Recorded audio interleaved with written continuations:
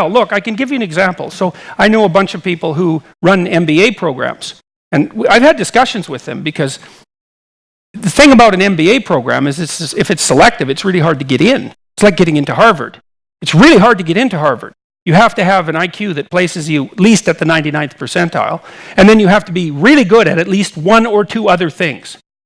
So it's really hard to get in. Okay, so you think, well, why hire a Harvard graduate? Well, it's the quality of the education. It's like, no, it's not. It's the fact that it's really hard to get in. All of the value of the Ivy League education is in the screening before the education starts. Now, that doesn't mean that people go to Harvard and they get educated, but they'd get just as educated if they went somewhere else.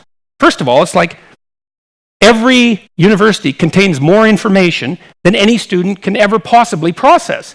If you're super smart, you can be dropped into a state college somewhere, a low-level state college. You just spend 4 years in the library. You know, like, what are you going to do, read the whole library? No.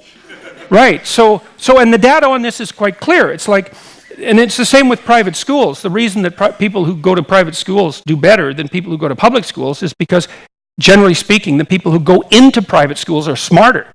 It's not the education that's any better. And so we radically overestimate the degree to which training works. So now you can train people to be stupid, but training them to be smarter than they are is really, really, really hard. So, like I said, it's a dismal literature. And the liberals think everyone's roughly equal and there's a job for everyone, you just have to train them. It's like, no, wrong. And the conservatives think, well, there's a job for everyone if they just get off their ass and work. It's like, no, that's wrong too. Even though, if you work, that's better. And, well, so that's on the conservative end, but the liberals won't take into account individual differences. Well, obviously, that's part of what the whole politically correct discussion is about. It's like, everyone's the same. It's like, yeah, they're not. And I find it's really annoying, I would say.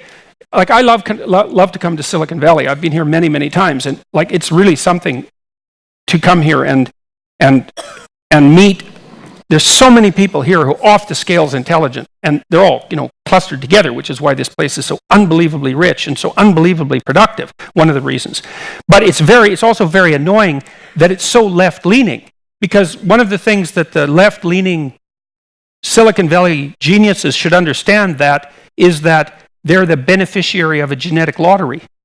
Mm-hmm. And they should take that seriously. It's like, yeah, you worked hard. Yes, you're entrepreneurial. Yes, you're on point. You put in your 60 hours a week.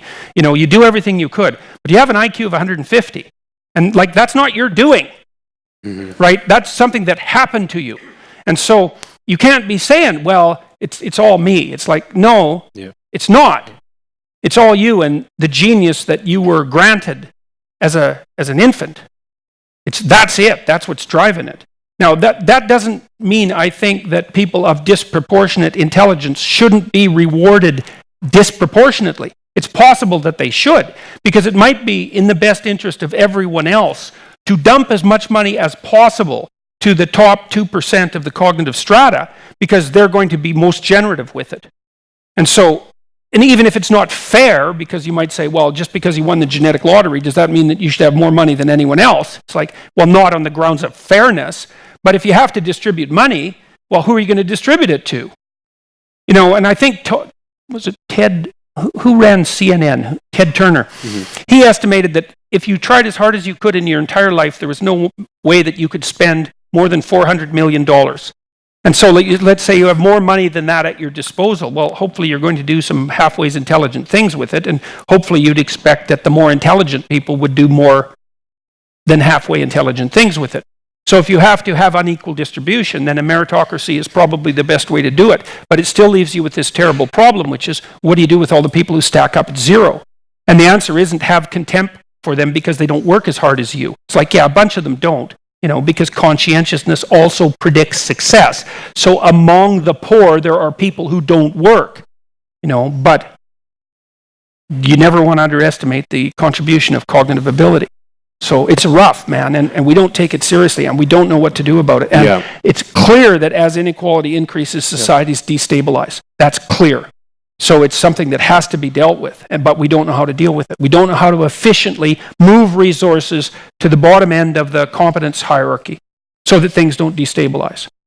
So, and I've worked with people, lots of people who are at the bottom end of the hierarchy in my clinical practice. And, like cocaine addicts, for example, low IQ cocaine addicts. Not all cocaine addicts have low IQ, by the way, but, it's just it's a triple whammy, let's say, because if you're a cocaine addict, you're probably also an alcoholic.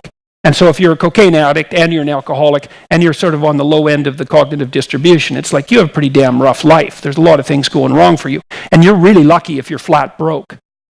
Because as soon as you get money, you are so done, you cannot believe it. So like when your unemployment check comes in and you're a cocaine addict alcoholic who isn't employed, the probability that 3 days later you're going to end up face down in a ditch is really, really high.